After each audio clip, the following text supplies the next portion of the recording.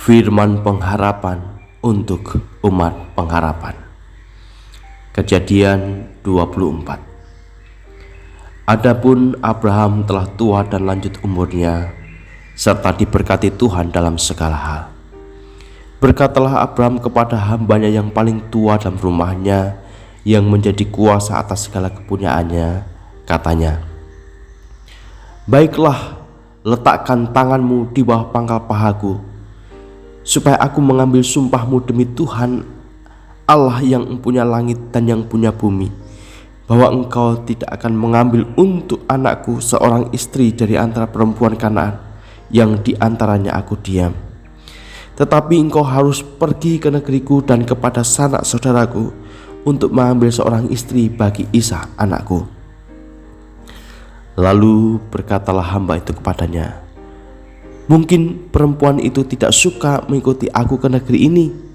Haruskah aku membawa anakmu itu kembali ke negeri dari mana tuanku keluar?" Tetapi Abraham berkata kepadanya, "Awas, jangan kau bawa anakku itu kembali ke sana.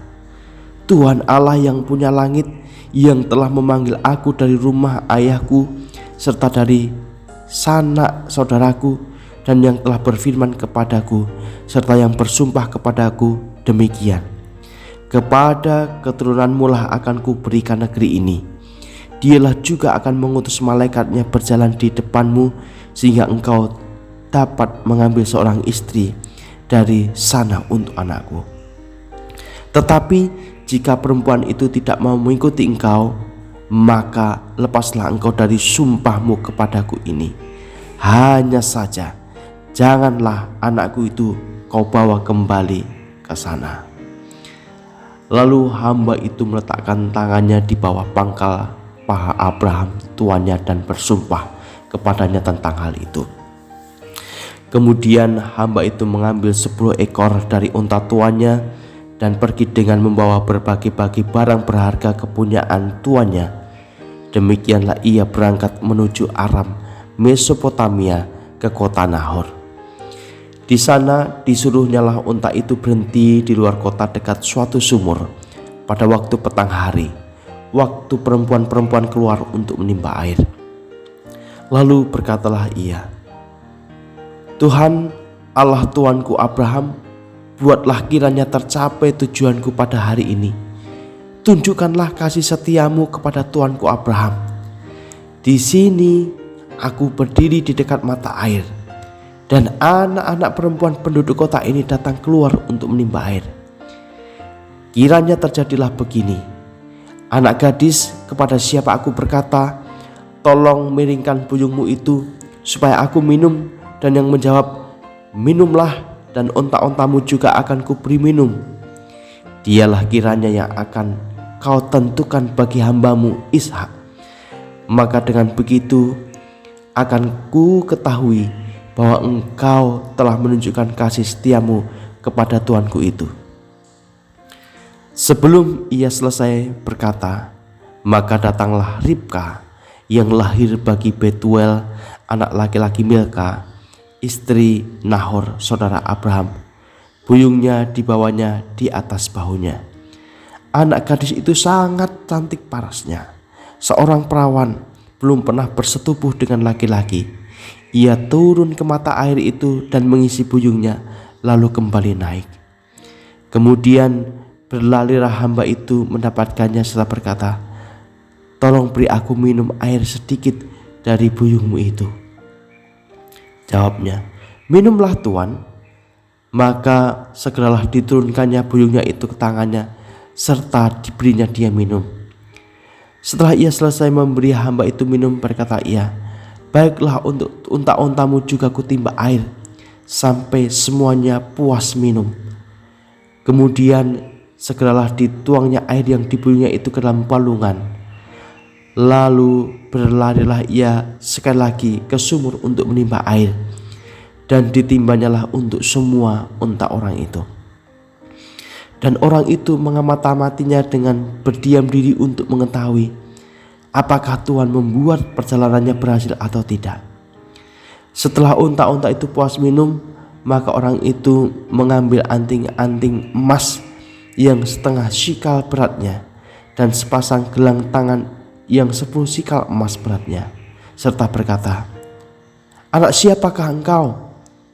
Baiklah, katakan kepadaku, adakah di rumah ayahmu tempat bermalam bagi kami?" Lalu jawabnya berkata, "Ayahku Betuel, anak Milka, yang melahirkannya bagi Nahor." Lalu gadis itu, "Baik jerami, baik makanan, unta banyak pada kami, tempat bermalam pun ada." Lalu berlututlah orang itu dan sujud menyembah Tuhan, serta berkata, "Terpujilah Tuhan, Allah Tuanku Abraham, yang tidak menarik kembali kasihnya dan setianya dari tuanku itu. Dan Tuhan telah menuntun aku di jalan ke rumah saudara-saudara tuanku ini." Berlarilah gadis itu pergi menceritakan kejadian itu ke rumah ibunya. Ribka mempunyai saudara laki-laki namanya Laban. Laban berlari keluar mendapatkan orang itu ke mata air tadi. Sesudah dilihatnya anting-anting itu dan gelang pada tangan saudaranya, dan sesudah didengarnya perkataan Ribka saudaranya yang bunyinya, "Begitulah dikatakan orang itu kepadaku." Ia mendapatkan orang itu yang masih berdiri di samping onta-ontanya di dekat mata air itu, dan berkata, "Marilah engkau yang diberkati Tuhan, mengapa engkau berdiri di luar? Padahal telah kusediakan rumah bagimu dan juga tempat untuk unta-ontamu." Masuklah orang itu ke dalam rumah, ditanggalkannya lah pelana unta-onta, diberikan jerami dan makanan kepada unta-onta itu. Lalu dibawa air pembasuh kaki untuk orang itu dan orang-orang yang bersama-sama dengan dia. Tetapi ketika dihidangkan makanan di depannya, berkatalah orang itu, "Aku tidak akan makan sebelum ku sampaikan pesan yang kubawa ini." Jawab Laban, "Silahkan." Lalu berkatalah ia, "Aku ini hamba Abraham. Tuhan sangat memberkati tuanku itu, sehingga ia telah menjadi kaya. Tuhan telah memberikan kepadanya kambing domba dan lembu sapi, emas dan perak, budak laki-laki dan perempuan, unta dan keledai. Dan Sarah istri tuanku itu sesudah tua telah melahirkan anak laki-laki bagi tuanku itu. Kepada anaknya itu telah diberikan tuanku segala harta miliknya. Tuanku itu telah mengambil sumpahku, engkau tidak akan mengambil untuk anakku seorang istri dari antara perempuan Kanaan yang negerinya kudiami ini. Tetapi engkau harus pergi ke rumah ayahku dan kepada kaumku untuk mengambil seorang istri bagi anakku." Jawabku kepada tuanku itu, "Mungkin perempuan itu tidak mau mengikuti aku." Tetapi katanya kepadaku, "Tuhan yang di hadapannya aku hidup akan mengutus malaikatnya menyertai engkau dan akan membuat perjalananmu berhasil, sehingga engkau akan mengambil bagiku seorang istri dari kaumku dan dari rumah ayahku. Barulah engkau lepas dari sumpahmu kepadaku. Jika engkau sampai kepada kaumku dan mereka tidak memberikan perempuan itu kepadamu, hanya dalam hal itulah engkau lepas dari sumpahmu kepadaku. Dan hari ini aku sampai ke mata air tadi, lalu kataku, Tuhan Allah Tuhanku Abraham, sudilah kiranya engkau membuat berhasil perjalanan yang kutempuh ini. Di sini aku berdiri di dekat mata air ini. Kiranya terjadi begini. Apabila seorang gadis datang keluar untuk menimba air dan aku berkata kepadanya, tolong berikan aku minum air sedikit dari buyungmu itu, dan ia menjawab, minumlah, dan untuk unta-untamu juga aku timba air, dialah kiranya istri yang telah Tuhan tentukan bagi anak tuanku itu. Belum lagi aku habis berkata dalam hatiku, Ribka telah datang membawa buyung di atas bahunya dan turun ke mata air itu lalu menimba air. Kataku kepadanya, tolong berikan aku minum. Segeralah ia menurunkan buyung itu dari atas bahunya serta berkata, minumlah, dan unta-untamu juga akan kuberi minum Lalu aku minum, dan unta-unta itu juga diberinya minum. Sesudah itu aku bertanya kepadanya, "Anak siapakah engkau?" Jawabnya, "Ayahku Betuel anak Nahor yang dilahirkan Milka." Lalu aku mengenakan anting-anting pada hidungnya dan gelang pada tangannya.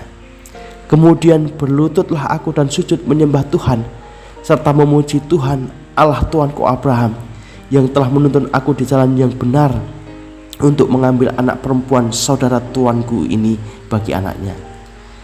Jadi sekarang, apabila kamu menunjukkan kasih dan setia kepada tuanku itu, beritahukanlah kepadaku, dan jika tidak, beritahukanlah juga kepadaku, supaya aku tahu entah berpaling ke kanan atau ke kiri."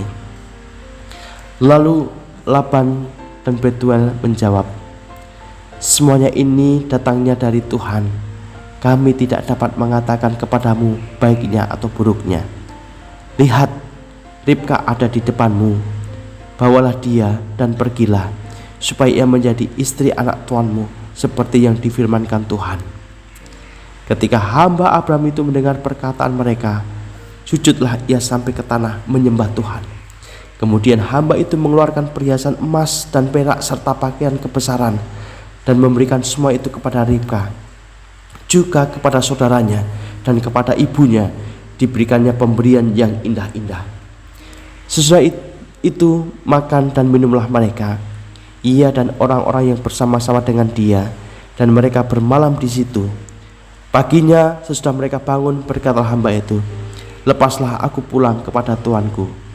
Tetapi saudara Ribka berkata, serta ibunya juga, "Biarkanlah anak gadis itu tinggal pada kami barang 10 hari lagi, kemudian bolehlah engkau pergi." Tetapi jawabnya kepada mereka, "Janganlah tahan aku, sedang Tuhan telah membuat perjalananku berhasil. Lepaslah aku supaya aku pulang kepada tuanku." Kata mereka, "Baiklah, kita panggil anak gadis itu dan menanyakan kepadanya sendiri." Lalu mereka memanggil Ribka dan berkata kepadanya, "Maukah engkau pergi beserta orang ini?" Jawabnya, "Mau." Maka Ribka saudara mereka itu dan inang pengasuhnya serta hamba Abraham dan orang-orangnya dibiarkan mereka pergi. Dan mereka memberkati Ribka, kata mereka kepadanya, "Saudara kami, moga-moga engkau menjadi beribu-ribu laksa, dan moga-moga keturunanmu menduduki kota-kota musuhnya." Lalu berkemaslah Ribka beserta hamba-hambanya perempuan, dan mereka naik unta mengikuti orang itu. Demikianlah hamba itu membawa Ribka lalu berjalan pulang. Adapun Ishak telah datang dari arah sumur Laharoi, ia tinggal di tanah Negeb. Menjelang senja, Ishak sedang keluar untuk berjalan-jalan di padang. Ia melayangkan pandangnya, maka dilihatnyalah ada onta-onta datang. Ribka juga melayangkan pandangnya, dan ketika dilihatnya Ishak, turunlah ia dari untanya. Katanya kepada hamba itu, "Siapakah laki-laki itu yang berjalan di padang ke arah kita?" Jawab hamba itu, "Dialah tuanku itu." Lalu Ribka mengambil telekungnya dan bertelekunglah ia. Kemudian hamba itu menceritakan kepada Ishak segala yang dilakukannya. Lalu Ishak membawa Ribka ke dalam kemah Sarah, ibunya, dan mengambil dia menjadi istrinya. Ishak mencintainya, dan demikianlah ia dihiburkan setelah ibunya meninggal.